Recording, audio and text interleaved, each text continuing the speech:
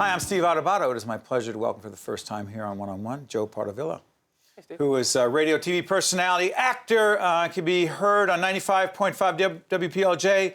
You're the executive producer of the show, but you also are on air there? Yes, jack of all trades, master of none. 6 to 10 a.m.? Yes, correct. But on that show, you are known as? Monk.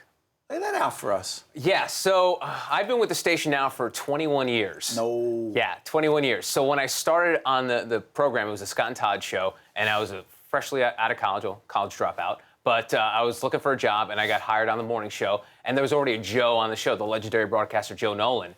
So they're like, we can't have two Joes on the show. It's the radio. It's going to confuse people. So I was like, you guys can name me anything I want. I'll only be here a couple of years. I don't care. So one of the hosts, Scott, goes, you know, it'd be funny if we had a monkey boy on the show.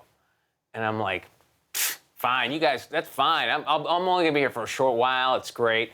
Next thing I know, fast forward 21 years later, I'm still there. But as time went on, they shortened it. They got lazy. So they just called it Monk. So it was Monk pretty much the last, 15 years or so. How much you love radio? I love it with everything. It's everything about me because it's one of those things where it's like such an intimate medium where I don't think there's anything like it. It's the one medium where you're literally trapped and you're in your own thoughts. When you're watching television, as much as I love television, you can do 500 different things. You could be reading a newspaper watching. You could be listening to music watching television. Radio, you have to pay attention, and people are so engaged listening. It's one of those things where it feels like you almost have an advantage over them, where you can almost take them on a journey that no other medium can. So it's one of those things where it's like I just grew up loving it, having the transistor radio in my bed, listening in the middle of the night to sports talk radio to find out when the Mets were making a trade. And that was the Mets? The Mets. I'm a Mets fan, yeah. I'm sorry. Mets. As opposed to the only real team in New York that matters? The Yankees? The Yankees. Are they still around? Okay, here we go. No. All right, see, that's what's going to happen. But I'm a Mets and Jets fan, so I'm a glutton for punishment. You got to go that way. Yeah, because my brother was a Yankee and Giant fan, so I felt the need to go opposite of him. You're contrary. I am. It's part of your success. I guess. Or luck. I'm not sure.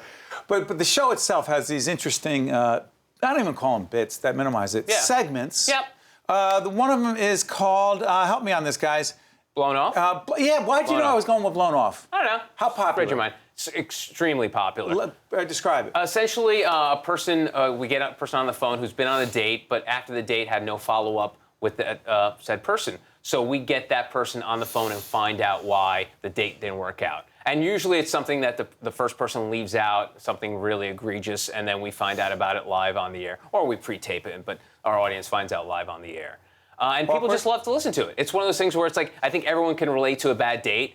It's one of the things where I think terrestrial radio here in New York has advantage over satellite radio. We can give something, personalize it. It's not something out of a computer that's programmed by one guy in an office. It's very much personal that you can't do. An iTunes playlist can't do what we can do in the morning in terms of like sharing things. I mean, Blown Off is just one small part of the show. I mean, we do a lot of relationship stuff. Again, it's one of those things where you can't duplicate that. It's our personalities out in the open, sharing our lives every day, and just letting people know that we're just like them, and we experience the same things. We have the same fights with our wives. And you bring it. Yeah, you have no choice. Because that's the only difference. We're all playing the same Taylor Swift song. If you flip up and down, you're in that same Sia song over and over again. You got to stand out. But you've got to do something different that's going to gravitate people. And I will tell you, the times that I've done radio, I've guest hosted on some other stations, I will tell you, I absolutely love it. And the intimacy, without going into a lot of detail, I mean, this is my medium, I love this, but there is a lot to be said for the intimacy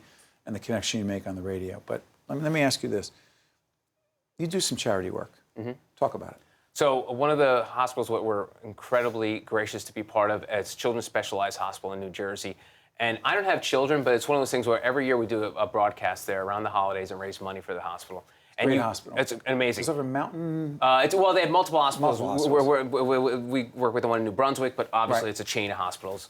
And just to see what these families go through, and a lot of times we see the aftermath. So we'll hear these stories. Like there's one girl we met last year at our broadcast, and she was playing in the backyard, and she got there was someone playing around with a bow and arrow, and the arrow went through her head.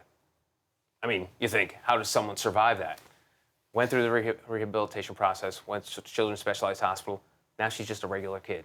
She's running around, playing with the microphone, and sorry, I get a little choked up talking about it, but it's It's amazing to see what these hospitals are doing, and you don't even know about these hospitals until you need them. That's the one thing we hear over and over again. Every parent we speak to will be like, you know, I never heard of Children's Specialized. It's until you need that kind of hospital. It's one of those things where it's out of sight, out of mind, but once you find out the work they do and just the life-changing, I mean, as much as we love what we do, we're not changing lives like these people are. I mean, we're helping, we're entertaining, keeping their minds off, but these people are changing their lives every day. In fact, one of the folks down there, Amy Mansue, who is one of the leaders down there, is a great friend of the series, great friend of ours.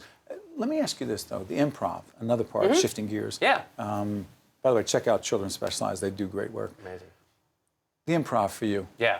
Talk about it. It actually became sort of like therapy for me because I was always in radio, and a few years ago, I was like, I just need a break from like my regular life and just like the grind. So I was like, I need to just be able to let my creative juices flow. And I would love to write, but as you know, writing, you just need to buckle down and spend hours at a time doing it. It's really difficult. So I've always had a performer's background, just being on the radio every day.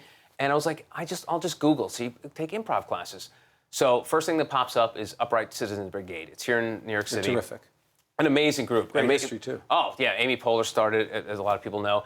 And so I just started taking classes, and I fell in love with it. And what a lot of people don't know, improv, people think, whose line is it anyway? They think it's just slapstick, and it's not. It's really, it's shortened for long-form improvisation, which was born in Chicago.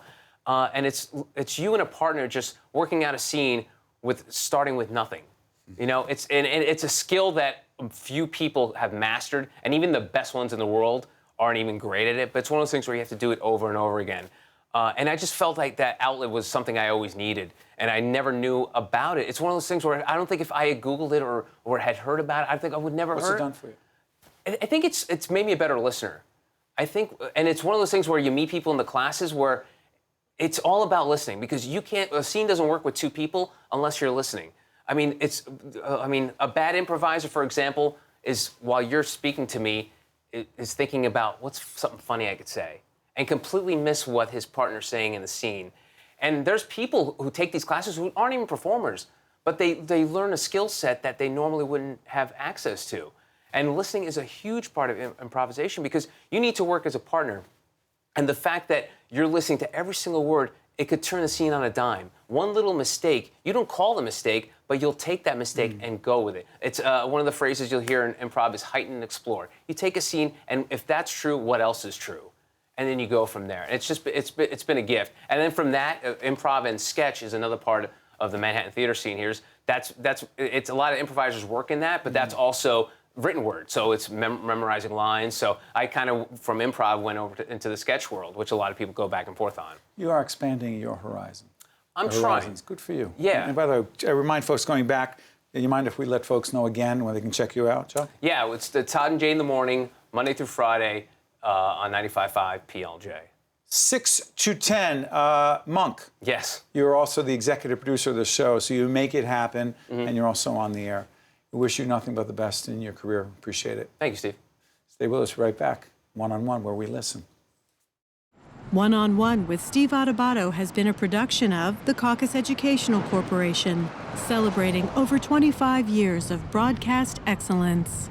This special edition of One-on-One with Steve Adubato is brought to you from the Tisch WNET studios at Lincoln Center.